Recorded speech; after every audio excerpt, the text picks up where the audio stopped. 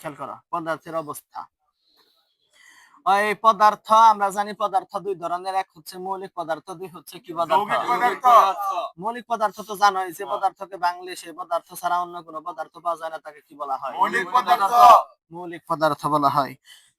মৌলিক পদার্থের সংখ্যা কয়টা? 118টা। কয়টা? 118টা। 118টা, ঠিক আছে না? এগুলা সামনে তৃতীয় অধ্যায় পড়াবো। দ্বিতীয় অধ্যায় দেখো, দ্বিতীয় অধ্যায় হচ্ছে পদার্থের অবস্থা। এই পদার্থের অবস্থা হচ্ছে তিন ধরনের। পদার্থের অবস্থা কয় ধরনের? পদার্থ মানে কি? পদার্থ মানে হচ্ছে যার নির্দিষ্ট ভর আছে, যার নির্দিষ্ট কি আছে এবং জায়গা দখল করে, তাকে কি বলা হয়? পদার্থ। যেমন ধরো বরফ, পানি, তেল, kerosene, nitrogen, oxygen, carbon die oxide, এগুলা কি পদার্থ। বুঝছো কি বিষয়টা? তো এই পদার্থের অবস্থা, পদার্থের অবস্থা হচ্ছে তিন ধরনের। পদার্থের অবস্থা কয় ধরনের? তিন ধরনের। এক নাম্বার হচ্ছে কঠিন, দুই নাম্বার হচ্ছে তরল, তিন নাম্বার হচ্ছে কি গ্যাসীয় বা কি বায়বীয়। কঠিন পদার্থের অবস্থা কি জানো? কঠিন পদার্থের ভিতরের অবস্থা কি? সকল পদার্থ ক্ষুদ্র ক্ষুদ্র কণা দ্বারা কি গঠিত। কঠিন, তরল, গ্যাসীয় অবস্থা। যেমন ধরো বরফ, বরফকে তুমি যদি তাপ দাও তাহলে কি হয়? পানি হয়। পানিকে যদি তাপ দাও, পানিকে 100°C তাপমাত্রায় তাপ দিলে জলীয় বাষ্পের রূপে পরিণত হয়, ঠিক আছে না? এগুলার ভিতরের কণাগুলা কিভাবে থাকে? এই কঠিন পদার্থ আছে না, মনে করো যে এই পাত্রের মধ্যে আমি কঠিন পদার্থ নিছি, এই হচ্ছে কঠিন পদার্থ। এই হচ্ছে কি পদার্থ? কঠিন পদার্থ। আরেকটা পাত্রের মধ্যে আমি পানি নিলাম, পানি হচ্ছে তরল পদার্থ। আর উপরের পাত্রে মনে করো আমি বরফ নিছিলাম, বুঝছো কি? আর নিচের যে পাত্র, এই পাত্র একদম আটকানো, এখানে আমি জলীয় বাষ্প নিছি আলাদা করে এখান থেকে। তো এই কঠিন পদার্থের কণাগুলা কিভাবে থাকে, এর অবস্থাটা কি? কঠিন পদার্থের ক্ষুদ্র ক্ষুদ্র কণা আছে না, এগুলা সবচাইতে কাছাকাছি অবস্থান করে। এই কঠিন পদার্থের কণাগুলা সবচাইতে কি করে? আর তরল পদার্থের কণাগুলা একটু দূরে দূরে অবস্থান করে, আর গ্যাসীয় পদার্থের কণাগুলা সবচাইতে দূরে দূরে অবস্থান করে, বুঝছো কি? এখন এখন তারপর কঠিন পদার্থের কণাগুলার মধ্যে আকর্ষণ শক্তি আছে না, আকর্ষণ শক্তি, কঠিন পদার্থের কণাগুলার আকর্ষণ শক্তি সবচাইতে বেশি। কঠিন পদার্থের কণাগুলার আকর্ষণ শক্তি সবচাইতে কি বেশি, তরল পদার্থের একটু কম, আর গ্যাসীয় পদার্থের সবচাইতে কম। কঠিন পদার্থের আন্তঃআণবিক দূরত্ব আছে না, আন্তঃআণবিক দূরত্ব কঠিন পদার্থের সবচাইতে কম। সবচাইতে কি কম। কঠিন পদার্থের কণাগুলার আন্তঃআণবিক দূরত্ব সবচাইতে কি কম, তরল পদার্থের একটু বেশি, আর গ্যাসীয় পদার্থের সবচাইতে বেশি। বুঝছো কি? আবার বুঝাই দেওয়া লাগবে ভিতরের অবস্থাগুলা। প্রশ্ন করে উত্তর দাও। কঠিন পদার্থের কণাগুলা সবচাইতে দূরে দূরে অবস্থান করে, আর তরল পদার্থের কণাগুলা একটু কঠিন পদার্থের কণাগুলো সবচাইতে কাছাকাছি অবস্থান করে, আর তরল পদার্থের কণাগুলো একটু দূরে দূরে অবস্থান করে, আর গ্যাসীয় পদার্থের কণাগুলো সবচাইতে দূরে দূরে অবস্থান করে। কঠিন পদার্থের আন্তঃআণবিক দূরত্ব সবচাইতে কি কম, তরল পদার্থের একটু কি বেশি, আর গ্যাসীয় পদার্থের সবচাইতে কি বেশি। বুঝছো কি? তারপর খেয়াল করো, ভুল হতে পারে, এটা কোনো সমস্যা না। ভালো করে খেয়াল করো, কণার গতিতত্ত্ব। কণার গতিতত্ত্ব এই চিত্র দেহ, তুমি যদি কঠিন পদার্থকে তাপ দাও তাহলে তা কিসে পরিণত হয়? তরলকে তাপ দিলে কিসে পরিণত হয়? বাষ্পে। কঠিন পদার্থের কণাগুলার যে গতি আছে না, এই কঠিন পদার্থের কণাগুলার গতি সবচাইতে কম। কঠিন পদার্থের কণাগুলার গতি সবচাইতে কি কম, তরল পদার্থের কণাগুলার গতি একটু বেশি, গ্যাসীয় পদার্থের কণাগুলার গতি সবচাইতে বেশি। এটা ব্রাস্ট করে, এটা তো জানোই, দিন দিনে ধ্বংস করে হাল দেয়। দিকে তাকাও, এই যে এখানে কথা লেখা আছে, সকল পদার্থ ক্ষুদ্র ক্ষুদ্র কণা দ্বারা কি গঠিত। তো কণার গতিতত্ত্ব কি বা কাকে বলে? কি বা কাকে বলে? এটা অ্যানসার কিভাবে দিবে? এই যে এদিকে তাকাও, এই বইয়ের দিকে তাকাও। আন্তঃকণা আকর্ষণ শক্তি, আন্তঃকণা আকর্ষণ শক্তি। আকর্ষণ শক্তি তো জানোই, কঠিন পদার্থের সবচেয়ে আকর্ষণ শক্তি বেশি, তরলের একটু কম, গ্যাসীয় পদার্থের সবচেয়ে কম। তো আন্তঃকণা আকর্ষণ শক্তি এবং কণাগুলোর গতি শক্তি দিয়ে, গতি শক্তি যে কেবল ব্যাখ্যা দিলাম, কেবল ব্যাখ্যা দেয় নাই, এই কঠিন, তরল আর গ্যাসীয় অবস্থা ব্যাখ্যা করার যে তত্ত্ব, ওই তত্ত্বকে কণার গতিতত্ত্ব বলা হয়। কি বলা হয়? আন্তঃকণা আকর্ষণ শক্তি এবং কণাগুলোর গতি শক্তি দিয়ে কঠিন, তরল, গ্যাসীয় অবস্থা ব্যাখ্যা করার যে তত্ত্ব, ওই তত্ত্বকে কি বলা হয়? কণার। পারবা না? তারপর দেখো 2.3 ব্যাপন। ব্যাপন হচ্ছে কোন মাধ্যমে কঠিন, তরল ও বায়বীয় পদার্থের স্বতঃস্ফূর্ত সমানভাবে ছড়িয়ে পড়ার প্রক্রিয়াকে কি বলা হয়? কোন মাধ্যমে কঠিন, যেমন ধরো একটা পাকা কাঁঠালকে তুমি ঘরের এক কোনায় রেখে দিলে এই পাকা কাঁঠালের সুগন্ধ সারা ঘরে কি করে? ছড়াই পড়ে। যে ছড়াই পড়ার প্রক্রিয়ার নামই হচ্ছে ব্যাপন প্রক্রিয়া। তরল, যেমন ধরো আতর। আতরকে তুমি যদি ঘরের এক কোনায় রেখে দাও, ঘরের এক কোনায় ডেইলা রেখে দাও, এর সুগন্ধ সারা ঘরে কি করে? ছড়িয়ে পড়ে। এই ছড়িয়ে পড়ার প্রক্রিয়া হচ্ছে কি? বায়বীয় পদার্থ। যেমন ধরো তুমি যদি গ্যাস সিলিন্ডারের মুখ খুলে রাখো, এই গ্যাস সিলিন্ডারের থেকে গ্যাসের গন্ধ সারা ঘরে কি করে? এই এটা স্বতঃস্ফূর্ত ভাবে। তাও আবার কিভাবে? স্বতঃস্ফূর্ত মানে কোন শক্তি প্রয়োগ করা লাগে না, আপনা আপনি ভাবে। এই পাকা কাঁঠালের সুগন্ধ ছড়াই পড়তে কোন শক্তি প্রয়োগ করা লাগছে? আপনা আপনি ভাবে ছড়াই পড়ছে না? এবং কি সমান ভাবে ছড়াই পড়ছে না? এই এই ছড়াই পড়ার প্রক্রিয়াকে কি বলা হয়? ব্যাপন বলা হয়। বুঝছো নাকি ব্যাপন? তারপর দেখো নিঃসরণ। ব্যাপনের কয়েকটা অঙ্ক আছে, তুমি নৈবিত্তিকের মধ্যে কমন পাবা 100%। এই অধ্যায় থেকে যদি 2টা নৈবিত্তিক করে, তার মধ্যে থেকে ওইখানে ব্যাপন আর নিঃসরণের কিছু অঙ্ক আছে, ওই অঙ্কের দিকে একটা নৈবিত্তিক তুমি কমন পাবাই।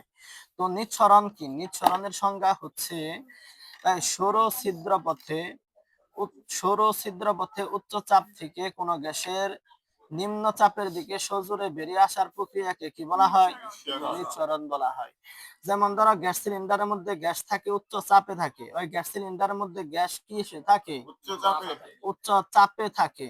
যখন এই গ্যাস সিলিন্ডারের মুখ খুলে দেওয়া হয়, তখন এই উচ্চ চাপের স্থান থেকে এই গ্যাসগুলো সজোরে উচ্চ চাপের স্থান থেকে নিম্ন চাপের স্থানে বেরিয়ে আসে। এই বেরিয়ে আসার প্রক্রিয়াকে কি বলা হয়? নিঃসরণ। এই প্রক্রিয়া না থাকলে, যদি না বুঝতো বিজ্ঞানীরা গ্যাস কিভাবে বের করতো আর কিভাবে চুলার মধ্যে আসতো, রান্না করে কিভাবে খাইতাম, বুঝছো কি বিষয়টা? নিঃসরণ কি বুঝছো? নিঃসরণ কি? এর মধ্যে থেকে আরেকটা কোন নাম্বার প্রশ্ন থাকতে পারে যে সিএনজি কি? Compressed natural gas. মুখস্থ করে নিও। তারপর দেখো 2.5 দেখো। 2.5 দেখো, মোমবাতির প্রজ্বলন। মোমের 3 অবস্থা। মোমবাতির প্রজ্বলন মোমের কয় অবস্থা? মোম আছে না, মোম হচ্ছে কঠিন পদার্থ। কি পদার্থ? মোমের মাথায় তুমি যখন আগুন জ্বালাই দিবে, তখন তুমি তার মধ্যে তরল অবস্থা দেখতে পাবা। কি দেখতে পাবা? এবং কি এই তরল অবস্থা থেকে তুমি দেখবা উপরের দিকে গ্যাসীয় অবস্থাও দেখতে পাবা, যদিও দেখা যায় না গ্যাসীয় অবস্থা। বুঝছো নাকি? হ্যাঁ, বোঝা যায়।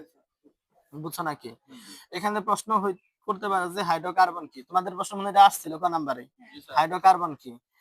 হাইড্রোকার্বন হচ্ছে হাইড্রোজেন এবং কার্বন মিলে গঠিত জৈব যৌগই হলো হাইড্রোকার্বন। এটা প্রশ্ন থাকে অহরহর প্রশ্নে, অহরহর পরীক্ষার মধ্যে আসছিল। বুঝছো কি? তারপর 2.6 দেখো, গলন আর স্ফুটন। আমি কি বুঝাবার পারতাছি? দেখো গলন আর স্ফুটন দেখো। গলন আর স্ফুটন দেখার আগে এই বিষয়টা এদিকে খেয়াল করো, কথা বলিও না। তুমি যদি কঠিন পদার্থকে তাপ দাও, তাহলে কি হয়? তরলকে তাপ দিলে, গ্যাসীয় পদার্থকে ঠান্ডা করলে, তরলকে ঠান্ডা করলে। প্রশ্ন হলো গলন কি বা কাকে বলে? তাপ প্রয়োগে। তাপ কোন কঠিন অবস্থা থেকে তরল অবস্থায় রূপান্তর করার প্রক্রিয়াকে কি বলা হয়? এখানে তাপ প্রয়োগে কোন পদার্থের কঠিন অবস্থা থেকে তরল অবস্থায় পরিণত হওয়ার প্রক্রিয়াকে কি বলা হয়? গলন বলা হয়। স্ফুটন কি? তাপ একই সংজ্ঞা, একই ভাবে দিবে যে তাপ প্রয়োগে কোন পদার্থের তরল অবস্থা থেকে গ্যাসীয় অবস্থায় পরিণত হওয়ার প্রক্রিয়াকে কি বলা হয়? স্ফুটন বলা হয়। কি বলা হয়? বুঝছো কি? এই বইয়ের দিকে তাকাও, কি বুঝো যে আল্লাহ জানে। তারপরে দেখো গলনাঙ্ক কি? যে তাপমাত্রায় কোন কঠিন পদার্থ তরলে পরিণত হয়, সেই তাপমাত্রাকে সেই পদার্থের কি বলা হয়? গলনাঙ্ক বলা হয়। তুমি যদি বরফকে তাপ দাও, এই কাকে তাপ দাও? বরফ। সলিড। বরফকে তুমি যদি তাপ দাও তাহলে বরফ 0°C তাপমাত্রায় গলে কিসে পরিণত হয়? পানিতে পরিণত হয়। কিসে পরিণত হয়? লিকুইড। তুমি যদি এই পানিকে তাপ দাও তাহলে এই পানি 100°C তাপমাত্রায় বাষ্পে পরিণত হয়। কিসে পরিণত হয়? বাষ্পে, গ্যাস। দেখো, বুঝছো নাকি বিষয়? আর তুমি জলীয় বাষ্পকে যদি ঠান্ডা করো তাহলে পানি, এবং পানিকে ঠান্ডা করলে আবার পুনরায় কি হয়? বরফ হয়। তো যে তাপমাত্রায় কোন কঠিন পদার্থ তরল অবস্থায় পরিণত হয় সেই তাপমাত্রাকে সেই পদার্থের গলনাঙ্ক বলা হয়। কি বলা হয়? গলনাঙ্ক। একই সংজ্ঞা। ওই যে তাপমাত্রায় কোন তরল পদার্থ গ্যাসীয় অবস্থায় পরিণত হয় সেই তাপমাত্রাকে সেই পদার্থের কি বলা হয়? স্ফুটনাঙ্ক। স্ফুটনাঙ্ক বলা হয়। বুঝছো নাকি? আবার বুঝাইতে লাগবে। তারপরে দাও, এই যে এটা তো ভেরি ভেরি ইম্পর্টেন্ট। এই অধ্যায়ের মধ্যে সবচাইতে কমন এটা 100% পরীক্ষায় আসবে ইনশাল্লাহ। এটা ভালো করে খেয়াল করো, এই পৃষ্ঠাটা ভালো করে খেয়াল করো। এই তাপ প্রয়োগের সাথে সাথে কঠিন অবস্থায় দাঁড়াই দেহ, এই তাপ প্রয়োগের সাথে সাথে কঠিন অবস্থার বরফের তাপমাত্রা ধীরে ধীরে বাড়তে থাকে এবং বাড়তে বাড়তে 0°C তাপমাত্রায় পৌঁছায়। তখন কঠিন বরফ গলনের মাধ্যমে তরলে পরিণত হয়। বুঝছো নাকি? তোমাকে আমি এই লেখচিত্র শিখিয়ে দিতেছি এবং কি করবারও দিব না, দেখে তুমি এটা দেখাইবে। এই দেখো, এই হচ্ছে তোমার সময়ের রেখা। এটা কিসের রেখা? সময়ের রেখা। সময়ের রেখা। তো রিডিং পড়ায় বোঝানোর মতন সময় নেই, আমি এটা থেকে বুঝাই দিতেছি। রিডিং এর মধ্যে আছে। এই হচ্ছে কিসের রেখা? সময়ের রেখা। সময়ের রেখা। আর এই হচ্ছে তোমার তাপমাত্রার রেখা। কিসের রেখা? তাপমাত্রা। দেখো, আমি একটা বরফের খন্ড নিলাম। এই যে এদিকে তাকাও, আমি একটা পাত্রের মধ্যে একটা বরফের খন্ড নিছি। এই হচ্ছে বরফের খন্ড। এই বরফের খন্ড নিছি। এই বরফের খন্ডের তাপমাত্রা হচ্ছে -40। এটা আমি বাহিরে রেখে দিলাম, পরিবেশ থেকে তাপ শোষণ করলো। -40 থেকে -39, -38, -37, -36, -35 কমতে কমতে -20, -10 এবং কি শূন্য। শূন্য যখন হয় তখন এই বরফ গলে কিসে পরিণত হয়? পানিতে পরিণত হয়। কিসে পরিণত হয়? পানিকে। পানিতে পরিণত হয়। কিসে পরিণত হয়? এই পানি আমি চুলার মধ্যে নিয়ে আমি এটারে কি করলাম? তাপ দিলাম। কি করলাম? তাপ দিলাম। তো এর তাপমাত্রা হচ্ছে 0। কত? 0। এই 0 থেকে বাড়তে বাড়তে বাড়তে বাড়তে 20, 40, 60, 80 যখন 100-তে পৌঁছায় তখন এই পানি বাষ্পে পরিণত হয়। কিসে পরিণত হয়? এই লেখচিত্র আমি বুঝাইতেছি তোমাকে। কিসে পরিণত হয়? বাষ্পে পরিণত হয়। বুঝছো কি বিষয়টা? এই লেখচিত্র তুমি দেখো। তো আমি যে বরফের খন্ড নিছি, এই বরফের তাপমাত্রা কত? মাইনাসের হচ্ছে 40। মাইনাসের কত? 40। -40-এর থেকে কমে কত হইছে? -20। তারপর হচ্ছে আর -10 নাই দিলাম, একদম শূন্যতে দেই। কিসে দেই? এই হচ্ছে 0। তো -40-এর বরফে আমি বাইরে রেখে দিছি, ও তাপ শোষণ করছে পরিবেশ থেকে। তাপ শোষণ করার পর -40 থেকে কমার পর একদম কিসে গেছে বলো? শূন্যতে। কিসে? শূন্যতে। শূন্যতে যখন যায় তখন এই বরফ কিসে পরিণত হয়? পানিতে। কিসে পরিণত হয়? পানিতে পরিণত হয়। তো এই পানিতে পরিণত হয়। এখানে এ দিলাম আর এখানে কি দিলাম? বি দিলাম। এটা হচ্ছে পানির গলনাঙ্ক রেখা। এই বি রেখা পানির কি রেখা? গলনাঙ্ক রেখা। গলনাঙ্ক রেখা। তারপরে দেখো, বই রিডিং দেখো। আশা করি যে এই পর্যন্ত তোমরা বুঝতে পারছো। তা আবার বুঝাই দেই। তাপ প্রয়োগের সাথে সাথে কঠিন অবস্থার বরফের তাপমাত্রা ধীরে ধীরে বাড়তে থাকে এবং বাড়তে বাড়তে 0°C তাপমাত্রায় পৌঁছায়। তখন কঠিন বরফ গলনের মাধ্যমে তরল পানিতে পরিণত হয়। কঠিন বরফের গলনের পুরো তাপমাত্রা 0°C তাপমাত্রা। তো 0°C তাপমাত্রায় স্থির থাকে। এখানে বরফ গলনের পুরো সময় তাপমাত্রা 0°C তাপমাত্রায় কি থাকে? স্থির হয়। এবং 0°C তাপমাত্রায় সমস্ত বরফ পানিতে কি হয়? পরিণত হয়। অর্থাৎ 0°C তাপমাত্রায় হলো বরফের গলনাঙ্ক রেখা। 0°C তাপমাত্রা বরফের কি রেখা? গলনাঙ্কের তাপমাত্রা যে সরল রেখা পাওয়া যায় তাকে গলনাঙ্ক রেখা বলা হয়। যেমন এবি রেখা হচ্ছে গলনাঙ্ক রেখা। এই রেখা বরাবর বরফ ও পানি উভয় অবস্থান করে। এরপর তাপ দিতে থাকলে তরল পানির তাপমাত্রা ধীরে ধীরে বাড়তে থাকে এবং পানির তাপমাত্রা যখন 100°C তাপমাত্রায় পৌঁছায় তখন পানিতে তাপ প্রদান করলেও পানির তাপমাত্রা আর কি করে না, বাড়ে না। ওই তাপমাত্রায় পানি ফুটতে থাকে। এই 100°C তাপমাত্রায় সমস্ত পানি জলীয় বাষ্পে পরিণত হয়। এরপরও তাপ প্রয়োগ করা হলে জলীয় বাষ্পের তাপমাত্রা ধীরে ধীরে বাড়তে থাকে। পানির স্ফুটনাঙ্ক 100°C। চিত্রে সিডি রেখা পানির স্ফুটনাঙ্ক রেখা। এই রেখা বরাবর পানি এবং জলীয় বাষ্প উভয় একসাথে অবস্থান করে।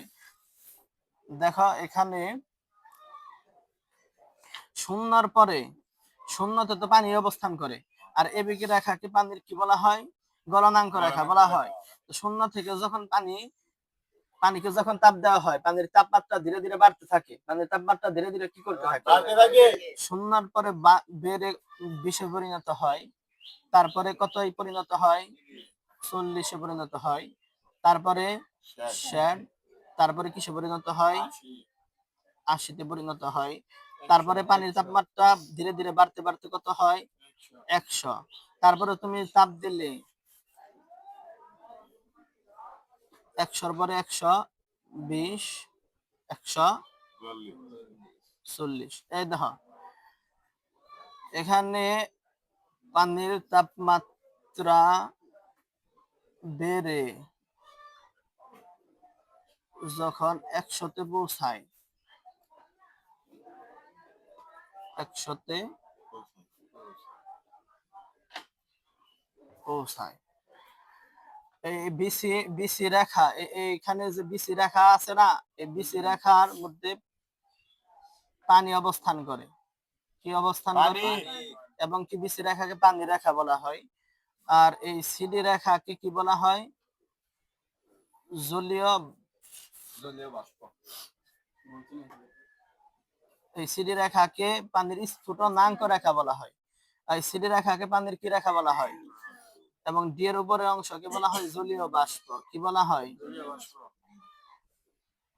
জলীয় বাষ্প। বুঝছো নাকি? আবার বুঝাই দেওয়া লাগবে? আমি কিন্তু করতে দিব ওই চিত্র, পারবা না? সময় রেখা, তাপমাত্রা রেখা। তারপর দেখো পরে পৃষ্ঠা দেখো।